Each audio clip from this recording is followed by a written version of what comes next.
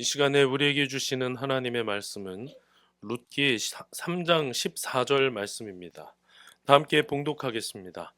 룻은 새벽녘까지 그의 발치에 누워 있다가 서로 얼굴을 알아보기 어려운 이른 새벽에 일어났다. 이것은 보아스가 그 여인이 타작마당에 와서 있었다는 것을 남들이 알아서는 안 된다고 말하였기 때문이다. 아멘. 우리는 지금 룻기를 보고 있는데요. 이게 세 번째 시간 3장이죠. 그 앞에 스토리를 좀 다시 한번 기억을 해보도록 하겠습니다. 지난주에 우리가 10계명을 했으니까요. 모압 여인 룻이 자기 친정으로 돌아갈 수 있음에도 불구하고 어머니 나오미와 함께 하기로 결단을 하죠. 그래서 베들레헴으로 옵니다. 그런데 이것은 단지 어머니가 불쌍해서 그랬던 것이 아니라 무엇을 선택한 거라고 했죠? 하나님을 선택한 겁니다. 조금 더 정확하게 말하면 어머니의 하나님을 선택한 거죠. 어머니가 보여주셨던 그 모습들을 기억하면서 어머니의 하나님을 선택해서 베들레헴으로 가게 됩니다. 거기서의 삶이 어떨까요? 이방인, 여성, 과부, 뭐 하나 좋은 조건이 하나도 없잖아요.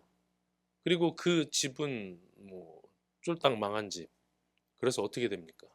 가서 다른 사람이 추수를 할 때 그 사람들이 떨어뜨린 이삭, 흘린 이삭들을 주우면서 사는 삶을 선택을 하죠. 그래서 거기 가서 그 일을 해요.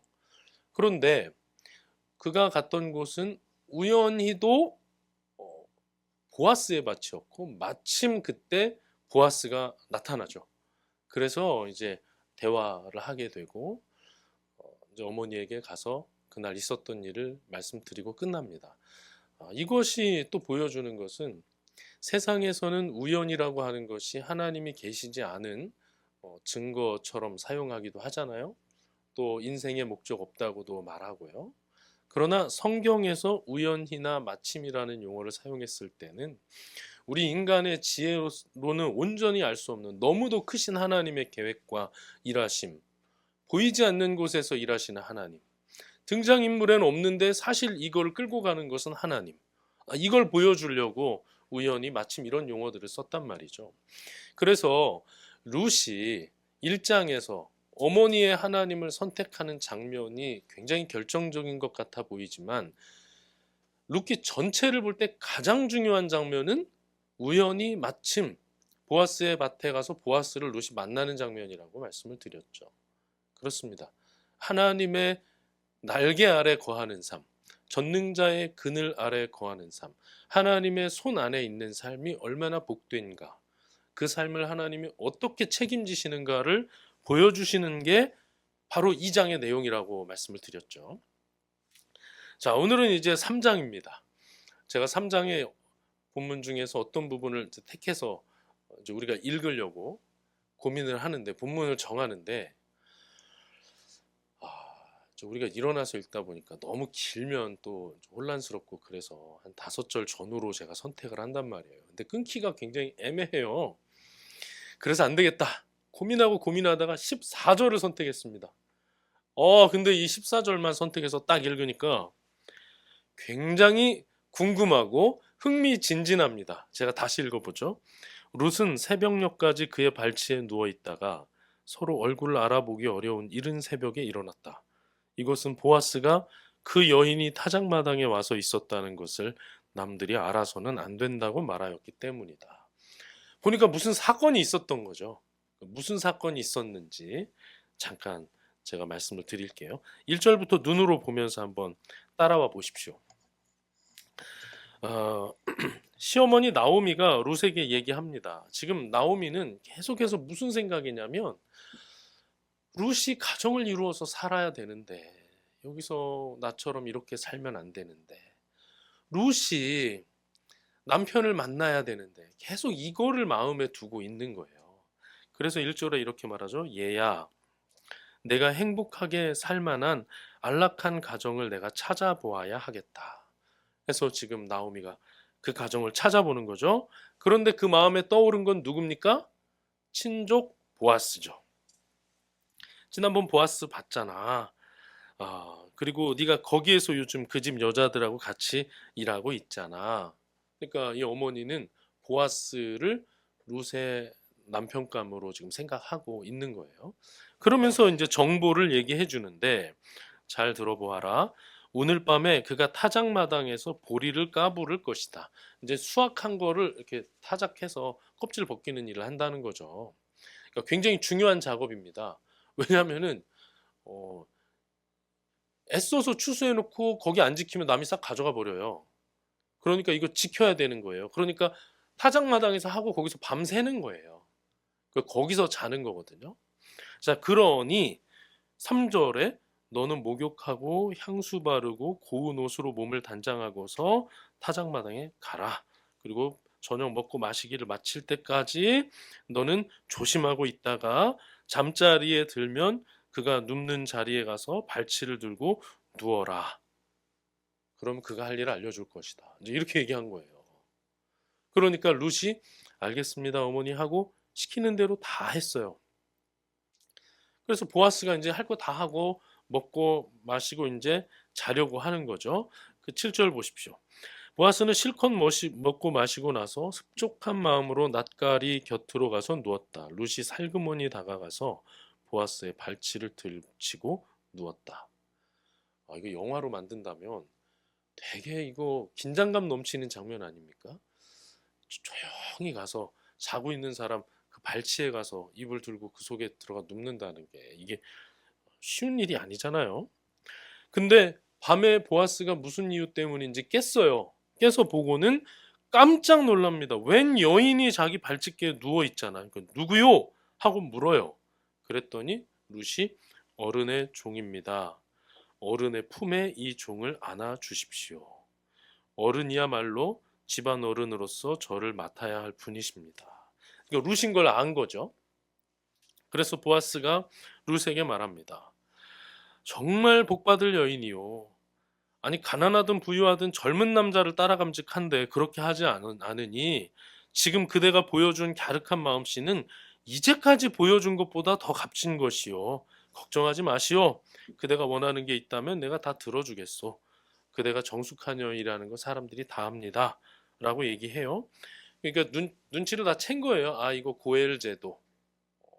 그 집안의 대를 나를 통해 이어달라고 하는구나라는 걸 다 알았기 때문에 이제 내가 하나 처리해야 될 일이 있습니다. 저보다 더 가까운 사람이 있거든요. 그 사람하고 일을 마무리하고 그 사람이 나에게 그 권한을 넘겨주면 제가 그렇게 하겠습니다. 그런 다음에 아침까지 여기 누워 있으십시오 하고 오늘 본문이 나온 거예요. 그래서 아직 사람들이 알아보기 어려운 그때 조용히 갑니다. 그러니까 다시 또 곡식을 주고 어머니에게 가게 해요.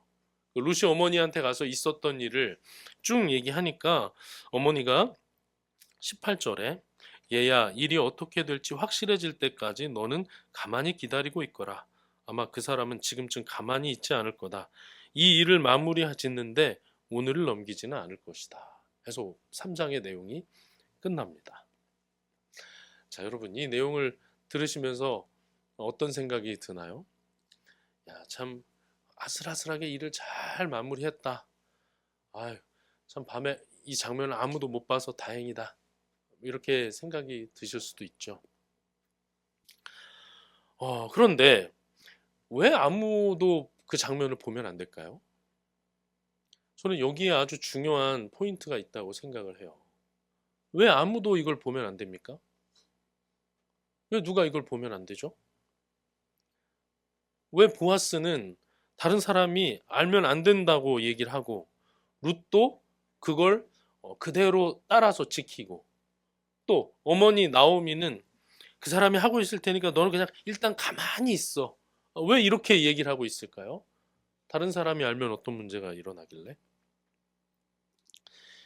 이거를요, 솔직히 말해서 약간 다른 시각으로 보면 우리가 지금 이 장면을 성경 중에 보고 또 룻기라고 하는 하나님이 만들어 가시는 큰 스토리 안에서 이 장면을 보니까 우리의 마음이 거기까지는 가지 않을지 모르지만 이 장면만 떼서 어떤 영화로 만든다고 하면 우리는 이런 생각이 들 수 있어요.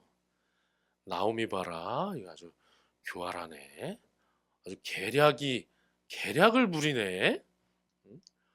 저기 부잣집 남자 있는데 그 부잣집 남자를 어떻게 며느리를 통해서 이거 해보려고 그러네. 이런 생각을 하게 되고요. 또 한편으로 룻은 가서 또 유혹을 하네. 보아스는 어때요? 보아스는 또 젊은 여자라고 좋아하네. 이렇게 볼 수 있어요. 분명히 나오미는 룻하고 나름의 방향성을 가지고 계획을 했고요. 룻은 어머니 말대로 깨끗하게 씻고 향수 입고 좋은 옷 입고 곱게 단장해서 밤에 갔고요. 누구요 하니까 저를 품어주십시오. 품에 안아주십시오. 라고 얘기를 했어요. 보아스는 그에게 한 얘기가 뭐냐면 아유 부자든지 가난하든지 젊은 남자가 좋을 텐데 이렇게 나이든 저한테 오다니 지금까지 당신이 했던 것보다 오늘이 제일 갸륵하다. 이렇게 얘기했잖아요. 그러고는 그냥 자고는 아침에 사람들이 얼굴을 알아보기 어려운 때 그때 조용히 헤어진단 말이죠. 삐딱하게 보면요. 위험한 일을 하고 있는 거예요, 지금. 그리고 삐딱하게 볼 것도 없이 실제로 위험한 일을 하고 있는 겁니다. 만약에 이거 누가 보면 어떻게 될까요? 룻 저거 봐라 저거. 사람들이 보면 막 손가락질 하지 않겠어요? 지금 보아스가 룻에게 헤세드를 베풀고 있다고 해서 룻하고 함께 일하고 있는 그 집의 종들이 다 룻을 좋아하는 건 아니잖아요. 귀찮게 생각할 수 있잖아요. 우리 주인 저 유혹하는 거 저 아주 요망하다라고 생각할 수도 있잖아요. 보아스도 마찬가지입니다. 아니 자기 가정이 다 있는데 또 저러고 있네. 뭐라고 사람들이 손가락질 할 수도 있잖아요. 물론 이제 여러분 여기서 보아스가 생 노인이라고 생각하면 안 됩니다. 노인 아니에요. 이 당시 사람들의 여러 어떤 수명이나 이런 걸 생각을 해볼 때 제 생각에는 제 생각이 아니라 이제 주석 같은데 보면은 한 40대 많아도 뭐 50대 정도였을 것으로 생각합니다. 뭐 룻은 뭐 나이 많아봤자 한 20 정도 될 것 같고요. 그냥 그 정도 나이예요. 나오미도 보아스를 통해서 자녀를 낳을 수 있다고 생각할 정도로 보아스는 그렇게 엄청 늙은 사람이 아니에요. 그리고 보리타장 마당에서 밤에 거기서 잠을 잘 정도로 아직 기력이 있고 힘이 있고요. 추수할 때도 가서 다 돌아볼 정도로 꽤 젊은 사람입니다. 어쨌든 이런 모든 상황 속에서 오해받을 수 있잖아요. 여러분 우리가 조금 전에 했던 얘기들은 싹 다 오해입니다. 오해. 오랜 시간이 흐른 후에도 이 성경을 읽고 제가 말씀드린 것처럼 한켠에 그런 생각이 들 수 있을 만큼 이날의 이 일은 위험했고요. 오해를 감수하는 위험을 감수하는 일이었어요. 그러나 이 장면 전체는 룻기라고 하는 분명히 선명한 하나님의 은혜의 스토리 안에 있기 때문에 이것은 단지 사람들의 정욕에 따른 것이거나 술수에 따른 진행은 아닙니다. 그건 확실합니다.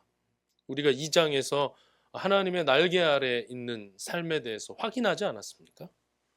자, 그런데 여기서 우리가 한 가지 중요하게 발견할 수 있는 교훈이 있습니다. 우리가 헤세드, 특별히 하나님의 헤세드, 하나님이 베풀어 주시는 인애와 사랑과 친절, 하나님의 보이지 않으나 확실한 주권, 하나님의 스토리를 이끌어 가시는 이 놀라운 능력, 이런 것들을 2장에서 확인을 했잖아요. 하나님 날개 아래, 전적인 하나님의 보호 아래 거하는 삶에 대해서 얘기했잖아요. 그런데 3장에 가서는 하나님의 보호하심을 믿는 사람들이 가만히 있는 게 아니라 대단한 위험을 감수하면서 어떤 일을 진행해 나가는 것을 보게 하신다고요. 그러니까 우리가 2장에서 그쳐버리면요. 잘못된 신앙의 어떤 관념을 가질 수 있어요. 하나님이 다 하시는데 뭐 하나님의 날개 아래에 있는데 뭐 하나님의 날개 아래서 내가 할 게 뭐 있나? 그냥 흘린 이상만 주어도 하나님은 내 삶을 완전히 인도해 주시는데 여러분 룻기의 끝이 아니 다윗 왕이라고 하는 사람이 룻이 흘린 이상만 주어서 그렇게 된 겁니까? 아니었다는 거예요. 오늘 본문은 우리로 하여금 다른 관점을 하나님의 헤세드와 주권 안에 덧붙이도록 유도하고 있습니다.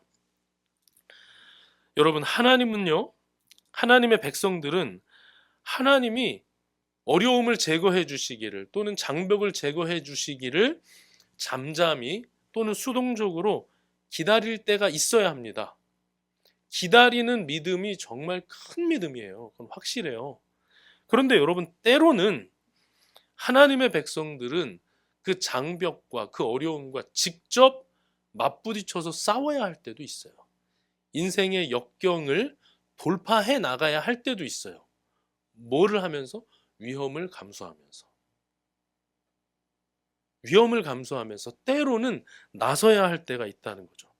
확실한 건요, 잠잠히 하나님의 일하심을 기다리는 것이나 여러 위험을 감수하고 나를 던지는 일이나 전부 하나님을 사랑하는 자들을 통하여 합력하여 선을 이루신다는 분명한 믿음 위에서 하는 건 똑같아요. 분명히 믿음 안에서 하는 겁니다. 하나님이 우리의 세세한 부분까지 알고 계시고 붙잡아 가고 계시고 인도하신다는 것을, 그리고 관심 기울이신다는 것을 믿고 있는 건 똑같아요. 그게 다른 건 아니에요. 그러나 때로는 위험을 감수하는 일도 필요하다는 거죠. 오늘 본문에서 이 세 사람은 그걸 한 거예요. 위험을 감수한 거예요. 한번 이런 생각을 보십시오. 룻이 가서 발치에 이렇게 눕고 보아스가 깼는데, 누구요? 어른의 종입니다. 어른의 품에 저를 안아주십시오. 했는데, 뭐 하는 짓이냐? 하고 썩 빠지거라! 막 이러면 어떻게 돼요? 그럼 룻이 얼마나 놀라고 이 모든 거 다 깨져버리는 거 아니에요? 그럴 가능성이 상당하거든요. 또 가다가 누가 보면 어떡해요? 룻이나 나오미 어떻게 됩니까? 자, 보아스는 누가 볼 수도 있는데 밤 늦었으니까 일단 자라고 하잖아요. 그리고 본인이 그것을 받아들이고 그대로 하겠다고 하잖아요. 이거 다 얼마나 큰 위험을 감수하는 겁니까? 여러분, 우리가 이 신앙생활을 하는 데 있어서요, 위험을 감수해야 할 때가 참 많아요. 때로는 오해의 위험을 감수해야 할 때도 있어요. 진짜 많아요, 그런 경우는. 여러분, 우리가요, 신앙생활 하면서 위험을 감수한 그리스도인의 삶이라는 것은 존재하지 않는다는 걸 알아야 합니다. 제가 늘 말씀드리지만 믿음이라는 것은 여행이에요. 믿음의 여정이에요. 저는 그 철로역정이라는 걸 우리 교회에 한번 같이 읽어볼 것이고요. 그 필그림하우스에서 하는 그 세미나도 한번 다 같이 가서 한번 해볼 생각이 있어요. 여러분, 믿음은 여정이에요. 역정이에요, 역정. 어려운 여정이란 말이에요. 믿음의 삶은, 그리스도인의 삶은 그런 거예요. 그 중에서 오해받을 수 있는 위험이 많아요. 예를 들면 어떤 사람들 앞에서, 믿지 않는 사람들 앞에서 내가 그리스도인으로서 어떤 선택을 할 때 그것이 지나침이 없는 순전한 믿음의 표현임에도 불구하고 때로는 광신도로 취급받을 때도 있어요. 이것이 뭐 몰상식하게 아니면 무례하게 행한 것이 아님에도 불구하고 광신도처럼 여겨지는 때도 많아요. 모르는 사람에게가 아니라 지인에게 그런 오해를 받을 때도 많아요. 아니면 우리를 향해서 이상한 생각하는 사람들이라고 손가락질 당할 때도 있어요. 내가 내 믿음을 드러내어 오해를 당할 수 있는 위험을 감수하지 않으면 나에게 오지 않는 일이에요, 그런 건. 그런데 내가 나의 믿음을 드러내는 위험을 감수하는 거예요. 그게 믿음의 여정이거든요. 어떻게 보면 그게 시작이잖아요. 오해 정도면 괜찮죠. 때로는 미움받을 수 있는 위험도 감수해야 합니다. 이것이 하나님의 확실하신 부르심이고 하나님의 선명한 인도임에도 불구하고 그게 아니라고 생각하는 사람들에게는 오해를 넘어 미움을 받을 수도 있어요. 얼마든지 그런 일은 벌어집니다. 또 이것은 어떻습니까? 어떻게 보면 우리가 오해나 미움보다 더 싫어하는 것일 수도 있는데요. 때로는 손해보는 위험도 감수해야 할 때가 있어요. 그리스도인이면요, 우리의 신앙을 드러내면요, 사실 이 세상 살아가면서 손해보는 일이 참 많아요. 참 많아요. 지난번에 울릉가포 목장 모임 하는데 그때 이제 화장실 이슈 때문에 머리가 아팠던 그때인데 이럴 때 어떻게 해야 합니까? 질문을 하더라고요.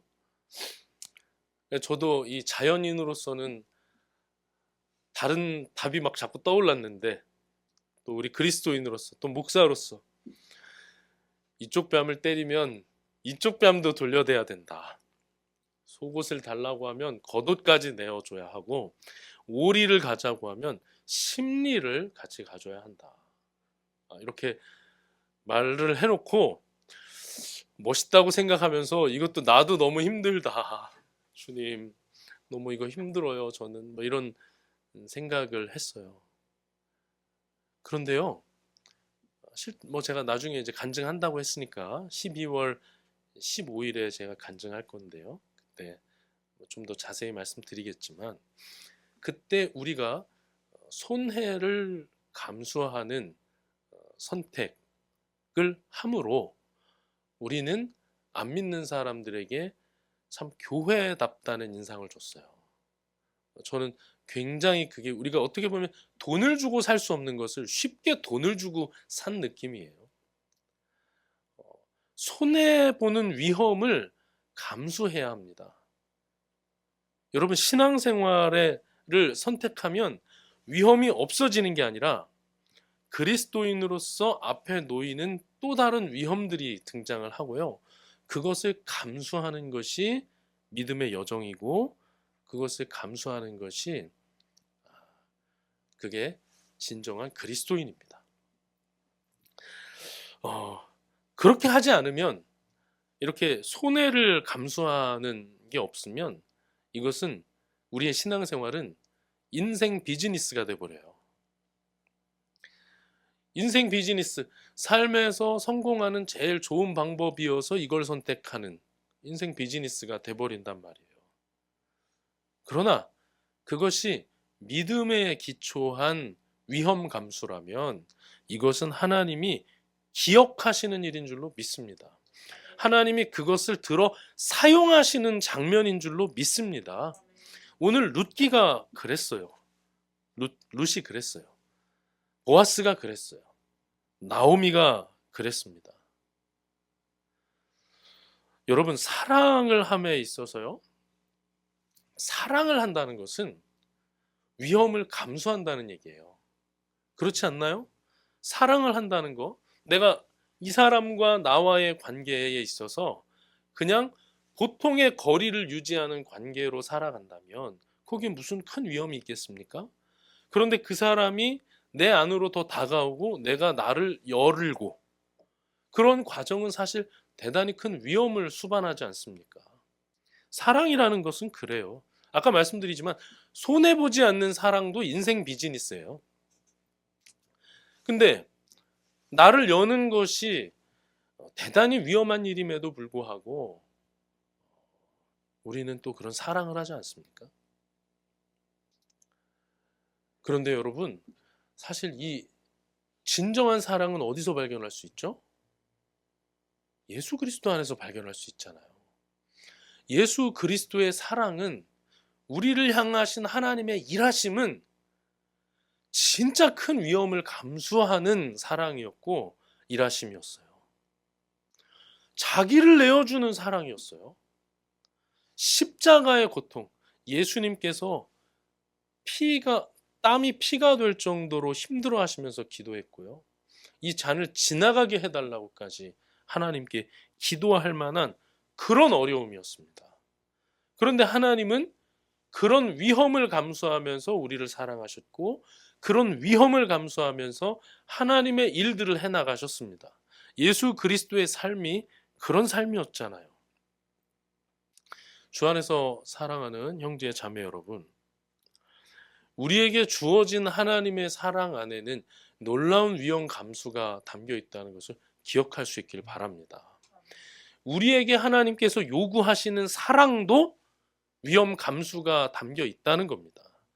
때로는 내가 오해받고, 때로는 내가 손해볼지라도 하나님은 그 자리로 우리를 나가라고 말씀하시고요. 그 자리에서 사랑하고 그 자리에서 그리스도인답게 빛과 소금의 역할을 감당하라고 부르시는 줄로 믿습니다. 물론 하나님이 다 하십니다. 하나님의 헤세드가 이미 우리와 함께하고 계시고요. 우리는 이미 하나님의 손 안에 있고 전능자의 그늘 아래 있고 하나님의 날개 아래 거하고 있기 때문입니다. 우리 삶은 그래서 안전한 거예요. 그러나